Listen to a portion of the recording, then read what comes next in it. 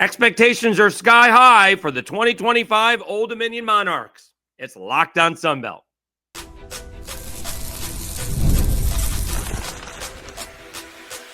You are Locked On Sunbelt, your daily podcast on the Sunbelt Conference, part of the Locked On Podcast Network, your team every day. All right, Dave Schultz, Locked On Sunbelt, your teams every day. Today's episode brought to you by Monarch Money. Take control of your finances with Monarch Money. Use code LOCKEDONCollege at monarchmoney.com for 50% off your first year. All right, as promised and as delivered, we have the head coach of the Old Dominion Monarchs, Ricky Rahne. They had a very good spring practice. Most importantly, they came out healthy. Colton Joseph is your starting quarterback. Jason Henderson, everything linebacker, is back. They've added some depth. Expectations are sky high, but I walked right into a trap with that question. You'll hear that.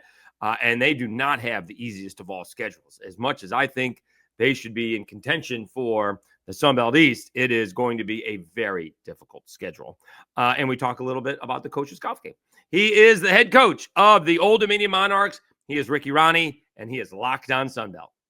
Welcome back to another edition of Locked On Sunbelt, your teams every day. As promised and as expected, the head coach of the Old Dominion Monarchs hopping on, Ricky Rahne, joining us. Had an interesting season last year. We'll get into that. Just finished up spring ball. You got your quarterback. Tell us how it went, Coach. How did spring ball go? And thanks for hopping on once again. Yeah, thanks for having me. Always enjoy being on. Spring ball went well. I thought we got out of there. We got better.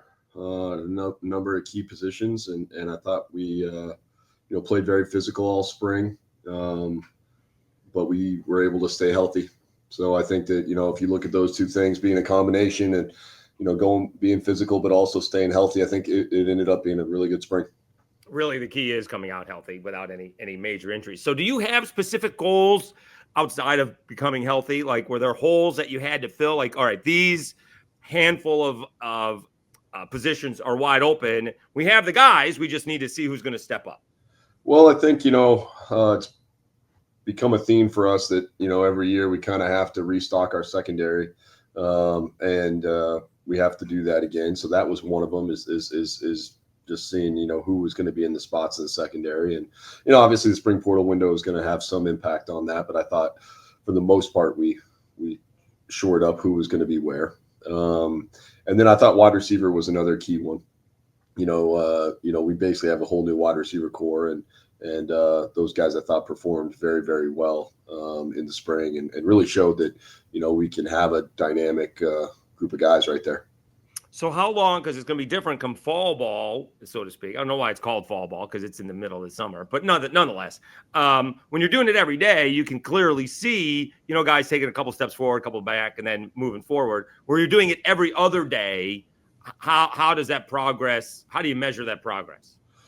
Yeah, I still think you get to see it. Obviously, it's actually time for more progress because you have it the every other day thing, but then the meeting is just watching the film from the day before. And then the next meeting of the day is learning or, reinstalling what you're going to go over that day. So you get to kind of compartmentalize it a little bit better. So I think that's a lot better. The other thing is you're not really doing special teams the same way in terms of you're not going X's and O's, at least we don't on special teams. We do a little bit more fundamental type stuff where we can see who can do the skills that we're going to be required to be successful at that level. And I think that really showed up as well, and we're able to see which guys are going to be able to do it. So I think that you can see a lot of improvement during the spring. I thought we gave away maybe one practice of the 15, which is not the worst. Nope. But the guys are going to know when they do. I'm Sure. pretty open about that. But I thought in general, we got better in all the other ones. Now, is that something that comes out at the end of practice, in the middle of practice? As a guy who was, the 13th man on a 12-man JV basketball team, we were practicing the day after Christmas, and we thought it was a prank call. I didn't really care, but everybody else did, and that practice lasted about a half an hour because the starters weren't into it. The coach just decided he'd had enough and basically kicked the ball and kicked us all out. So, do you wait until the end of practice, or do you straighten them up in the middle of practice? No, I think it's both. I let them know during the middle of it, that what isn't acceptable and what is acceptable, and then obviously at the end, I go over it as well. So yeah, I mean, it's a little bit of both. I mean, they're getting constant feedback, from not only me but the rest of the coaches the whole time. So it's one of those situations where I'm not one of those guys who's going to call it up and restart the practice or anything like that, because we're not allowed to restart the game. Right. I mean, we have to, get it together and fix it on the fly. So it's one of those things where I'm trying to create leadership in a way that's going to allow us to correct those things. Talking to Ricky Rahne, head coach of the Old Dominion Monarchs, Locked On Sunbelt, your teams every day. All right, let's talk about 2024 before we get to 2025. To me, it was, the coulda, shoulda, woulda season, different than a roller coaster season that was up and down. You guys had a bunch of ball games that you probably should have won, that you could have won, and you didn't win. And it would have been an outstanding season, starting with South Carolina. I'm sitting in the press box in Kroger Field waiting for a kickoff that never happened, so that's bad on me. But you guys should have won the South Carolina game. Probably could have won the East Carolina game. And we can go through all of them, but what you did win a big ball game. You did blow out Georgia Southern. That was nice. Yeah. And so, what prevented you from not taking that next step last year? I know the first game was a bunch of turnovers, but what was the holding? What do you think was holding you back from having one of those special seasons, which it absolutely could have been? Yeah, I mean, well, we've had 21 one-score games in our last 25, and that's not including the Texas State game where we scored in a 4-minute drill with a minute left to make it a 10-point game, right? So we've had a bunch of close games over the last 2 years. Last year there wasn't one theme, and I think that's the thing. So to me, the theme was consistency. We've got to be more consistent across the board, and I felt like our depth was tested last year. We had quite a few injuries that at some key positions, and I've been trying to say to everybody who would listen that depth is going to be the key in this league. It's one thing to have great players. We know we all need that, but you better have depth, because there's going to be a moment where you're going to have multiple second team guys starting, and maybe even some third team guys. And so I think that's one of the things that we got tested a little bit and showed us, but really it was the consistency. I mean, yeah, we had our moments. We had opportunities to beat obviously South Carolina. We had opportunities to beat East Carolina, had opportunities to beat JMU, had opportunities to beat Marshall.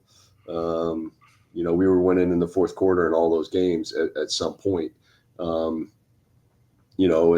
what's crazy is some of those games we were also not playing well in the first half, came back, and then other games we were playing well, and then whatever. So again, it was it's the consistency level that we've got to get better at. And we have to continue to develop our depth so that we can be successful on those levels. I mean, at one point last year, we only had one tight end who, not one who was good enough to play. We had one body that was eligible to play tight end. Now it happened to be Pat Conroy, who's a pretty good player. But I mean, just having that, it limits what you can do on offense. It limits what you can do on special teams. And so, having more depth at that position, now we have, 4 guys, really 5 that I feel like can play at that position. So there's a different, I think those are the type of things that are going to allow us to be successful. So Major Applewhite from South Alabama called it competitive maturity, because they let a couple of games slip away with big leads. You necessarily not big leads, but like you said, they were leading in the fourth quarter. Is that a thing that you're stressing as well, being able to finish ball games where you do have leads? And it's not necessarily scoring. It's kind of, the John Summerall thing. We just need to hold the ball for 2 or 3 or 4 first downs, eat up some clock, and let our defense do the job. And make them go the length of the field. Whereas if we go 3 and out, we may have wasted a minute and a half. Yeah, I mean, it definitely is one of those things. I mean, last year, one thing we were able to take a major stride on is running the football. I mean, I think we finished 15th in the country in running the ball. So, we did some good things there, and we were allowed to do that. I think that's why it was so important that we went out and we got some good players to help us at the wide receiver position. I think that's going to be, again, give us more depth. I mean, we had some good players at wide receiver. Obviously, Isaiah Page had a great career here. Deontay Bynes played well for us and those sort of things. But we didn't have enough of them. right? Now I feel like we have 6 or 7 of them. Those key, first downs sometimes in the third quarter are key. So everyone loves to point to the fourth, right? But you can win the game in the third quarter. Sure. And I think that if you look at it, that's where we made, if you go back to that Georgia Southern game, that second and third quarter is where we took off and really did some damage, right? And then we didn't allow them to even have a chance to come back in the game. So that was where we've got to do better. I think third quarter for us is the quarter where we can really stress and make some improvements. That was the quarter I felt like when we won the third quarter, we won the game. So that's the area we got to come out of the locker room flying and be able to make those adjustments. Let's take a time out. When we come back, we'll continue our conversation with the head coach of the ODU Monarchs, Ricky Rahne. He does talk about the depth. We continue that conversation. And also, he's one of me. He's a big tight end guy. So we talk about throwing it to the tight end and the mismatches that creates. We'll do that right after I tell you about Monarch Money.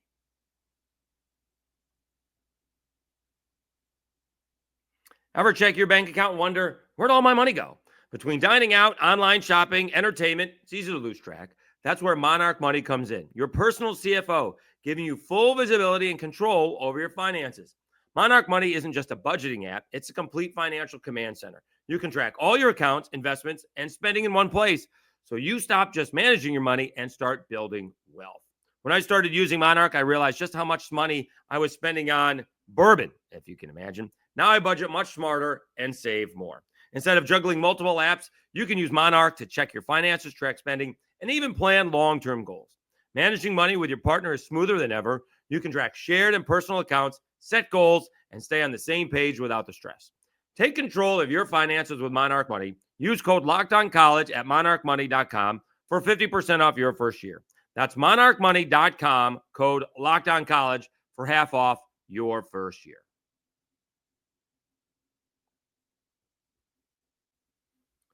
All right, Dave Schultz, Locked On Sunbelt, your teams every day. Continuing our conversation with ODU head coach Ricky Rahne, talks about the added depth that he's got for 2025 and how much he enjoys using the tight end. He's Ricky Rahne, head coach of the Old Dominion Monarchs, Locked On Sunbelt, your teams every day. All right, so it sounds like you have filled that issue with the depth situation from last year. Yeah, I feel really good about it. Felt like we did a nice job in recruiting. We were able to do a nice job in retention of our players. But I mean, very bluntly, that's more the players. I mean, I can sit here and say all these different things and, hey, we did this and we did that, and this is how we were able to keep the guys and all that sort of stuff. But ultimately, these guys wanted to play with each other and they wanted to play for each other. And I think that's the key. And everyone wants to take credit when guys stay. No one wants to take credit when guys are leaving, right? So, you've been around me a little bit now. I mean, I don't really change too much, so I don't think it's necessarily what's going on there. It's the type of guys that we've recruited and the guys that we had built good relationships with them, but they've also built great relationships with each other, and they want to stay and they want to finish something that they started. All right, so I didn't mean to let this slide because I don't know if you know this about me, but I'm a big tight end guy. I like throwing to the tight end, and since you're a former Ivy League quarterback, I'm going to presume you're smart about that. How much do you want to throw it to the tight end? Because when you have a mismatch at a tight end, and you mentioned Pat Conroy, it's a huge mismatch, and it opens up the entire field from the rest of the passing game to the running game.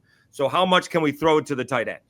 Well, I mean, I've been a tight end coach at 2 different schools, at Kansas State and at Penn State. And, there you go.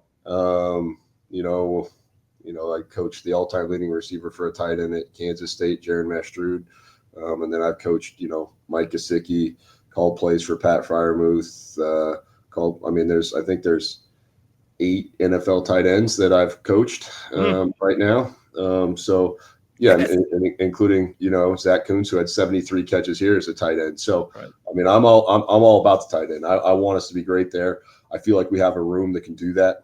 Jalen Butler did not play last year, and he was injured, but he's going to be back this year. And I love the progress he made over the spring. We brought in a couple transfers to help with that. We have a freshman tight end who I think can be really special. So. I think that is a position where you can really create some mismatches and do some things to especially in the red zone, right? It's so critical in the red zone and scoring points down there is having a tight end that can make some plays. Well, so much so, usually they're faster than the linebackers and they're bigger than the safeties. So, and if someone misses, all of a sudden a 3-yard out can go for a 15-yard gain and boom, you flip the field. Well, I think the other thing is with these RPOs and what we've done in that thing. I mean, I think the tight ends have probably benefited more than anybody, just because especially in the red zone, there's a lot of little, read and dump plays and all those sort of things that they get some pretty cheap touchdowns too. Because if they can block, right? If they can block, sure. there's some gifts out there for them, and we were able to get a couple last year, splitting the safeties and doing some big things for some big plays. One against South Carolina, or one against Bowling Green. Obviously we played a great tight end in that game too. And then we've got a couple against Georgia Southern and even Marshall. So yeah, we're going to utilize the tight end. There's no doubt about that.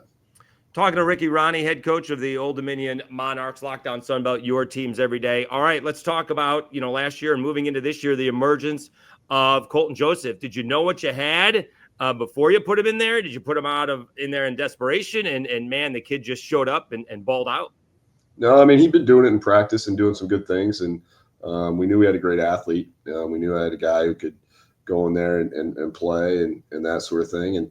And we knew he had the ability to throw the football and command. So, really excited about what he did. I mean, he had a game where he threw for over 350 yards. He had a game where he had a couple games where he rushed for over 150. And, I think that, he did some great things. And, I mean, I like our quarterback room right now. I mean, we had Quinn Hennikel, who was in the last week of the year was the conference player of the week, and ran for over 200 yards in a game. And then we have a freshman, Ryan Huff, who was here over the spring, and he did an unbelievable job as a mid-year enrollee. And so feel really good about where we're at quarterback wise, because obviously Colton's played football and won some games for us and done some great things. And then we have some guys, right there battling who we feel can go in there and win, and one who's won a conference game and done that sort of thing. So there's not a whole lot of teams in our league who can say they have two guys who have started and won conference games. And two guys who have been conference player of the week. So I think that's probably one of the things that we're excited about. All right, so it's one thing to see it done in practice. It's another thing to get it done in the game. Was there something that surprised you about Colton when he went into the ball game? Not really. I mean, I think his growth, I thought he got better throughout the season. I think that was really key. I think he made some huge strides, obviously, in the second half of the Coastal Carolina game, where we battled with him there.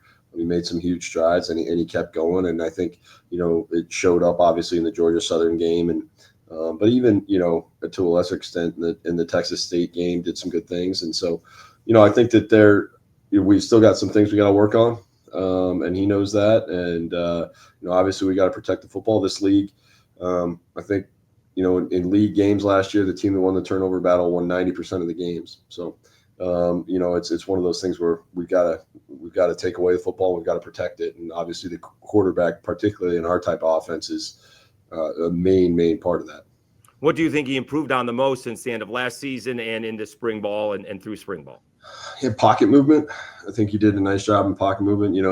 When you're such a great athlete, there's a tendency to try to escape and do those sort of things all the time. But, the reality is a lot of the big plays are when you climb the pocket and move up and do those sort of things. And I thought he's made some huge strides throughout last year, but then even into spring ball, I thought that he made some major strides on that.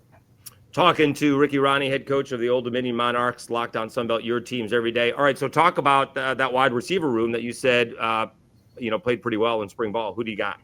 Yeah, I mean, we've got some junior college players in there and some guys who, played against each other in the national championship game. I think we had three guys who played each other in the junior college national championship game on our roster. And those guys did some good things over the spring. I mean, and, we've got it's a bigger room than we've had. Obviously, before we've had guys like Isaiah and things like that. We've got a little bit bigger room. We got a guy like Naeem Gladding who played at the end of last year and had some success. TJ Lott, who'd been here and started coming on. And I think, he had a really good spring. But, we've got some guys like Ja'Cory Thomas and Trey Brown and TJ Johnson and Titus. Those guys are going to be good players for us. I mean, I feel, and we've got some other freshmen coming in that we feel like are going to be good ones. So I feel very, very confident, especially because Cody Cook, our wide receiver coach, he does such a tremendous job preparing those guys and getting them ready to go. And the mentality that they play with, the type of confidence and effort that they're going to play with has been special. I also think because we have such a deep room there, we're going to get more out of them in special teams. We have not got as much out of them in special teams as I would like to. And I felt just watching them in the spring that we're going to get a lot more out of them there. How long does it take to get these guys who come in, mid-year enrollee to buy into the culture, not only from you, but their teammates? I mean, it's not something that can be expected to happen overnight, but obviously you want to see progress with that. You want to see glimpses of that during spring ball and then have them fully immersed, come fall ball. How have you approached that? Because obviously it's a thing now with the transfer portal. Yeah, I mean, we had 29 new guys at semester. So I felt like they got immersed pretty quickly. I credit our coaching staff. I credit our strength staff who does a great job there. And then the other players on the team. I mean, they didn't, it wasn't like a period where it was like, all right, let's see if these guys are what we want. No, everyone trusted each other rather quickly. And I think that's where it is. It's about trust. And if you can, build that trust quickly, that's where you can, the culture can come out and you can have a team. So I was very, very happy with how that went. Listen, you're not trying to have robots, right? It's an overall culture. They're all going to have their own spin on it a little bit, but you have to just make sure at the end of the day that everybody's, rowing the boat in the same direction and that sort of thing. And I think that's where the culture and making sure that all the coaches are talking the same language and doing those sort of things is really important. And, my staff, I think it's also important, we got the same offensive coordinator, same defensive coordinator, same special teams coordinator, same, strength coach, same trainer, same director of football operations that we've had for the last 3 years. Right. So I think that's something that really helps in that transition as well. Yeah, you mentioned the strength coach. They are the guys who see them most of the time, certainly in the offseason. All those guys are a little bit nutty, right? They're all a little bit intense. They all bring a little, the guys from the Cajuns are the best, but, they could probably use a little decaf once in a while. Yeah, our guys our strength staff, I love them. Coach Snodgrass does an unbelievable job down there. And I credit him with, a lot of the improvements that we've made. He does a great job of trying to build football players, not weightlifters. And he's always trying to see, all right, hey, coach, what are we struggling on as a team in terms of movement or in terms of whatever that's going to help us win games? He takes a lot of pride when we win that he made an impact. And on the flip side of that, he's one of those strength coaches who he thinks that he could have made the difference if we lose, right? I mean, he's like, I did something where I could have done a better job either in the off season or during the season. So, I think that's a tremendous asset for us. And he builds, I always say he's kind of the keeper of the culture down there because the guys are around him more than anybody. He doesn't control playing time. So guys are going to be a little bit more apt to be open with him than maybe they would with me or the position coaches. In terms of being injured?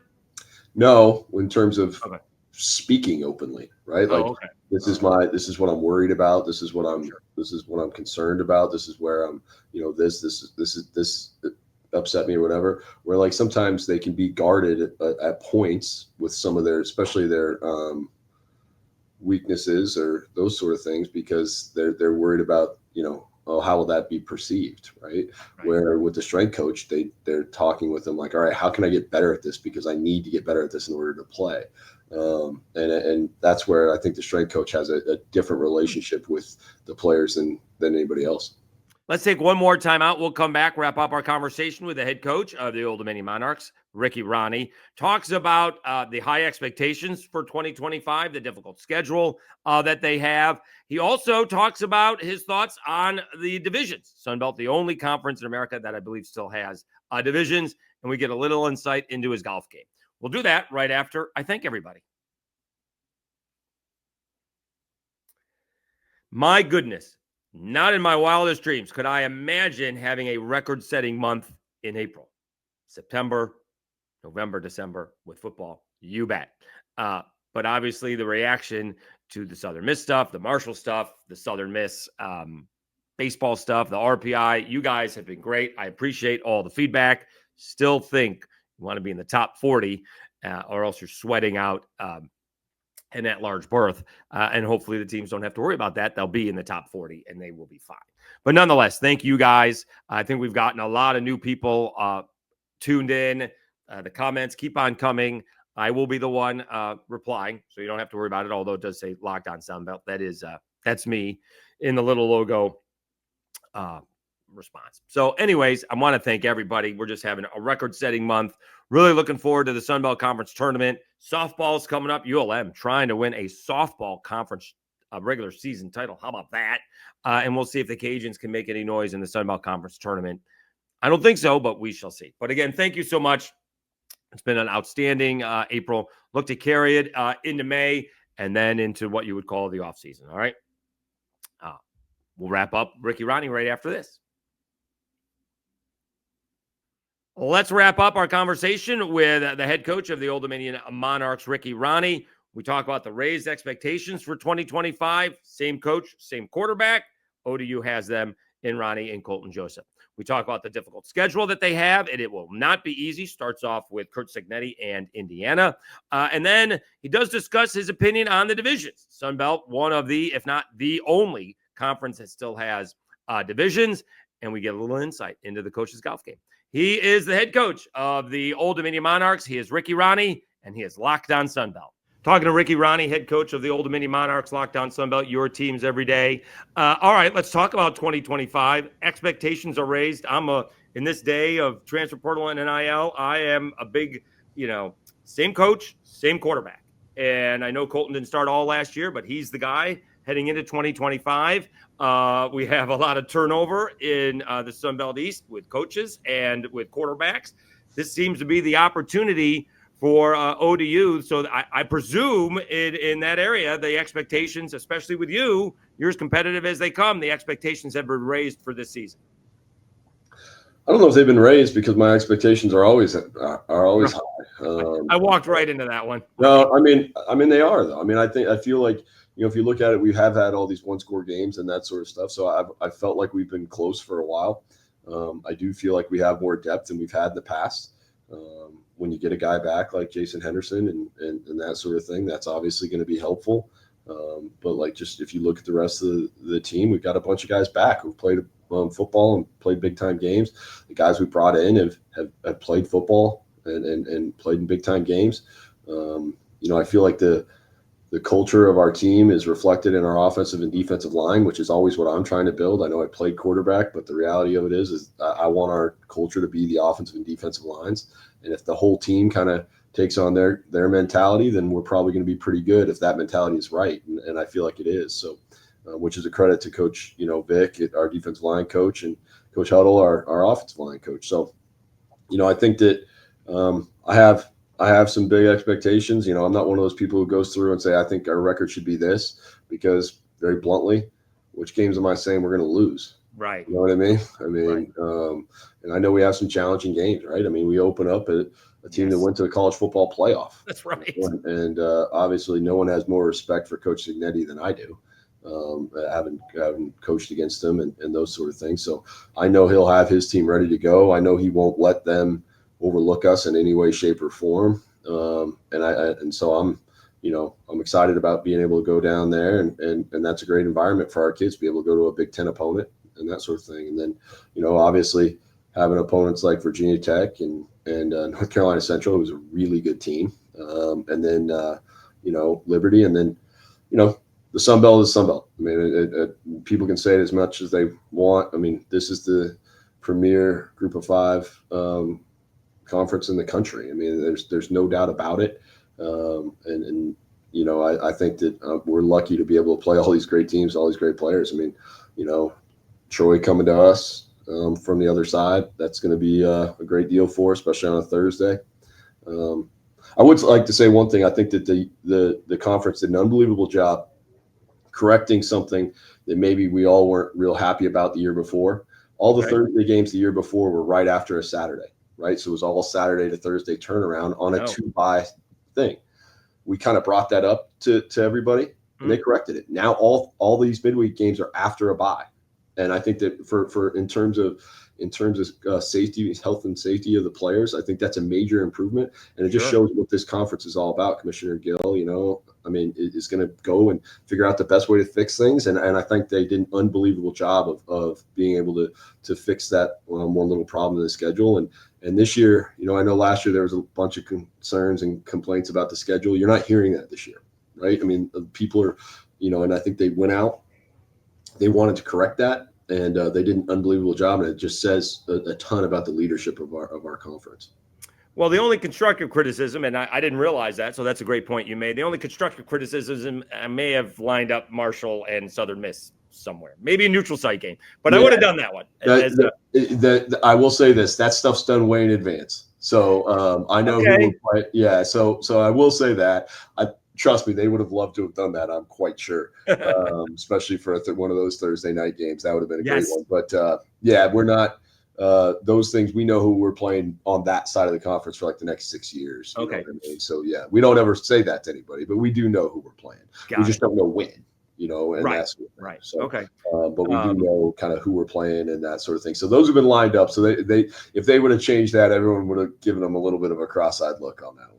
So having said that, usually it is done way in advance. So was that Indiana thing on the books before Curt Cignetti got to Indiana, or was that something he said, hey, it was? Okay. No, that was before he got there. Yeah, that was when Coach Allen was there and that sort of thing, which still would have been a major challenge. I mean, I've had some battles with Coach Allen when I was at Penn State. It's going to be a great challenge for us. We know that. Obviously, they've done an incredible job in the transfer portal and coaching guys up. They've had a little bit of staff turnover and things like that too, and which is going to happen when you win, But right now, honestly, all we're looking forward to is this summer. We got to get better first before we can even think about any opponent we're going to play. Yeah, it is a challenging schedule, and you went over it. So that is no rest for the weary. Like Charles Huff said, we're not starting off with a couple of cream puffs. They got Mississippi State and Jackson State coming in. So it gets your players' attention where I don't have to, motivate them because we got an FCS team coming in. You're going to Indiana and playing a playoff team. So that's going to get their attention right away.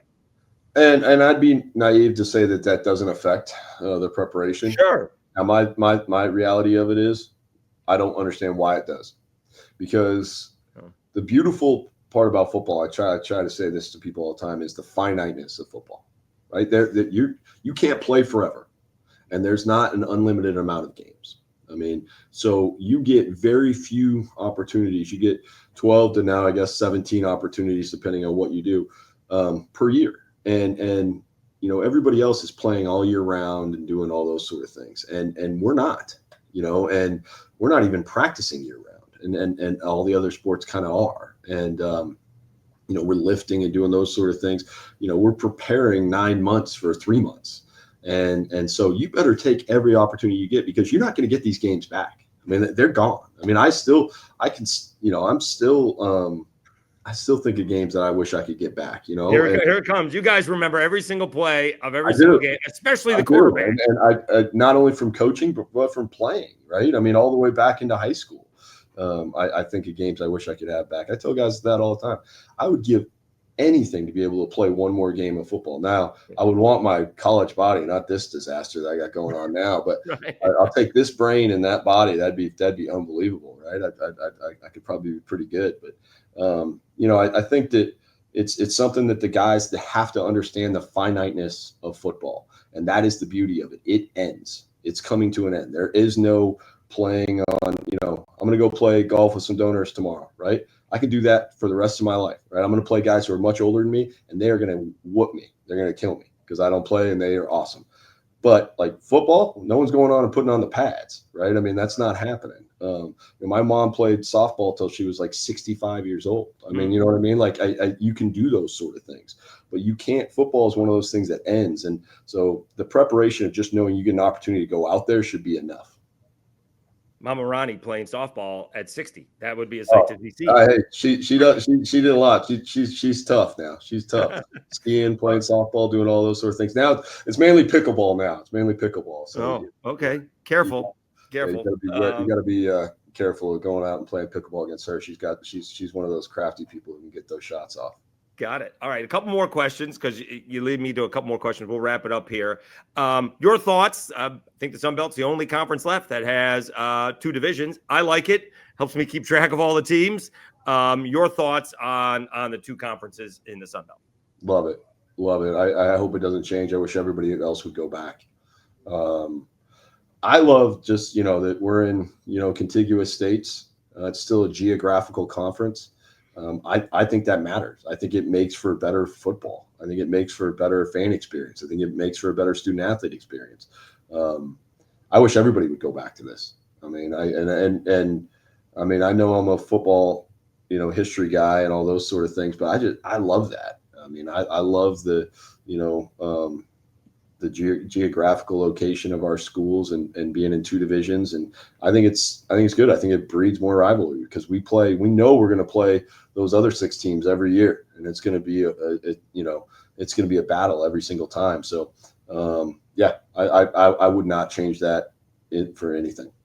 All right. And then to wrap it up, you mentioned him. I meant to bring him up, but you mentioned Jason Henderson, the all-world linebacker.